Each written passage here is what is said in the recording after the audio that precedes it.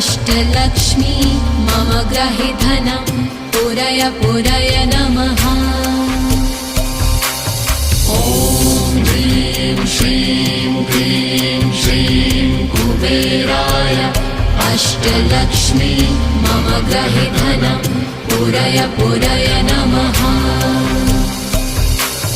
ॐ ह्रीं श्रीं क्लीं श्रीं कुबेराय अष्टलक्ष्मी मम ग्रहे धनं पुरय पुरय नमः।